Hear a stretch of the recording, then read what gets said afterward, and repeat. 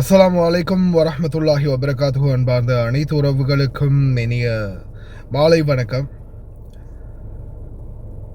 இவனுங்க முடிக்க போகிறதில்ல, மாறி மாறி எதையாவது ஒன்று சாக்கு சொல்லி மறுபடியும் ஆரம்பிச்சுட்டே இருக்க போகிறானுங்க. நேற்றைய தினம் உங்களுக்கு கப்பல் மீது தாக்குதல் சம்பந்தமான வீடியோ ஒன்று பதிவிட்டிருந்தேன். நேற்றைய தினம் தானே, ஆமாம். கடைசியில் பார்த்தீங்கன்னா இந்தியன் சைலர்ஸ் 3 பேர் வந்து இதில் உயிரிழந்ததாக தெரிவிச்சிருக்கிறாங்க. இது சம்மந்தமாக நியூ டெல்லி தங்களுடைய எதிர்ப்புகளை தெரிவிச்சிருக்கிறாங்க.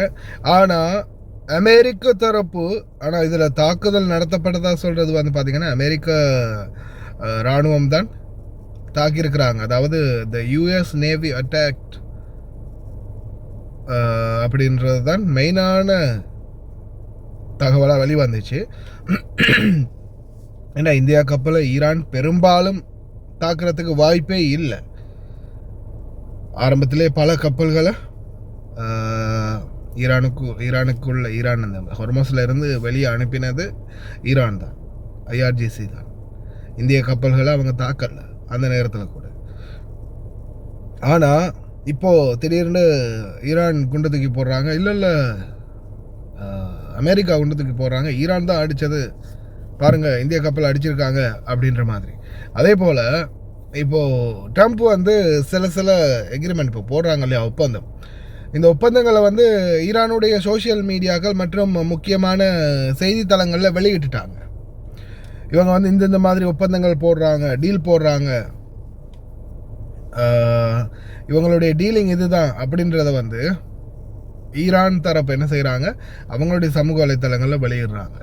இது வந்து ட்ரம்ப் எதிர்பார்க்காத உண்டு. ட்ரம்ப்புக்கு மிகப்பெரிய ஒரு ஏமாற்றத்தை கொடுத்துருச்சு. ரகசியமாக இவங்க டீல் போடலாம், ரகசியமாக ஈரானோட உயர்மட்டத்தோடு பேசலாம் அப்படின்னு நினைச்சது.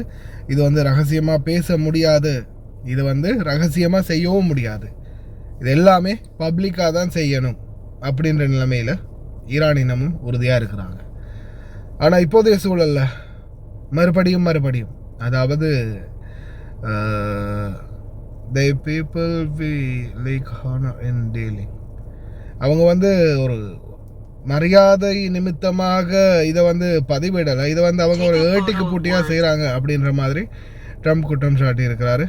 இந்த செய்தியை வாசிக்கிறோம் பாருங்கள். அமெரிக்க அதிபர் ட்ரம்ப் தவறான தகவல்களை பரப்பும் ஊடகங்களுக்கு ஈரான் கசியவிட்ட நிபந்தனைகளுக்கும் எழுத்துப்பூர்வமாக ஒப்புக்கொள்ளப்பட்ட நிபந்தனைகளுக்கும் அவர்கள் கொடுக்கல் வாங்கலில் நேர்மையற்றவர்கள், அவர்களுடன் நல்லெண்ணத்துடன் பேரம் பேசுவது என்ற பேச்சுக்கே இடமில்லை. ஹோர்மஸ் ஜல சந்தியிலிருந்து புறப்பட்ட இந்திய கப்பல்கள் மீது நேற்றிரவு அவர்கள் நடத்திய ஆளில்லா விமான தாக்குதல் முற்றிலும் முறியடிக்கப்பட்டது. இது முற்றிலும் ஏற்றுக்கொள்ள முடியாது. அவர்கள் தங்கள் போக்கை விரைவாக திரித்து கொள்ள வேண்டும்.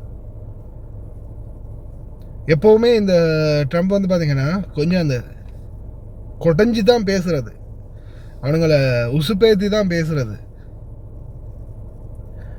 பார்க்கலாம் எங்கே போய் முடிய போகுதுன்னு பார்க்கலாம். அதே மாதிரி குளோபல் இண்டஸ்ட்ரி பார்த்திங்கன்னா ஒரு அளவுக்கு ஸ்டேபிளாக வந்துச்சு.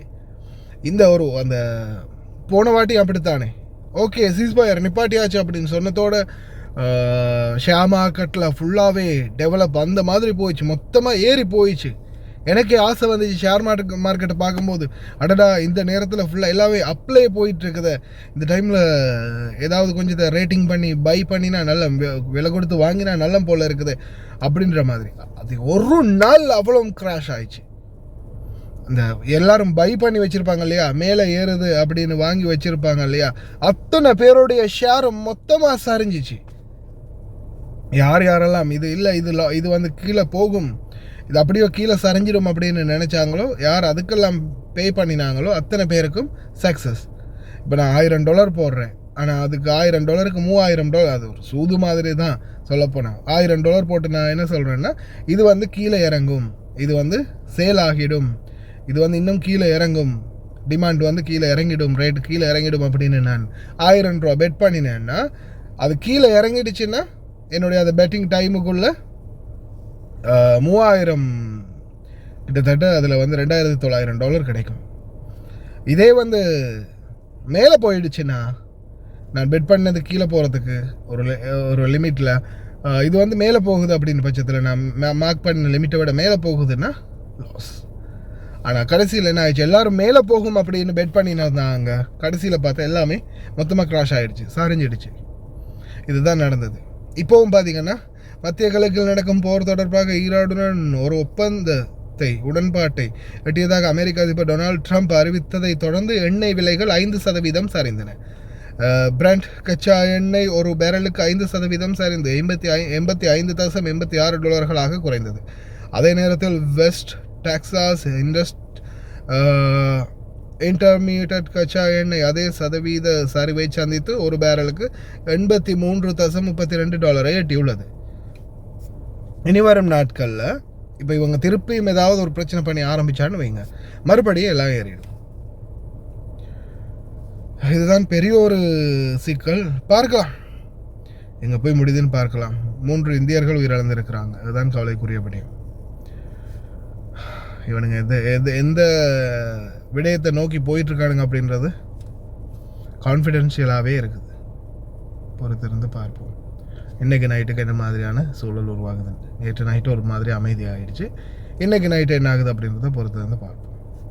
رئيس ترامب من تصويت مجلس النواب واصفا إياه بأنه لا معنى له وأنه تم بمشاركة جميع الديمقراطيين و4 جمهوريين سيئين حسب تعبيره. وسائل إعلام أمريكية نقلت عن مسؤولين أمريكيين أن الرئيس ترامب أبلغ مساعديه سرا بأنه سيدرس إنهاء وقف إطلاق النار مع إيران إذا قتلت طهران جنودا أمريكيين، مؤكدين أن وقف الغارات الجوية الذي استمر لأسابيع لا يزال قائما رغم استمرار المناوشات العنيفة. في ظل استمرار التوتر بين الولايات المتحدة وإيران، يبقى مستقبل الصراع رهنا بالتوازن الدقيق بين القرارات العسكرية والحسابات السياسية الداخلية.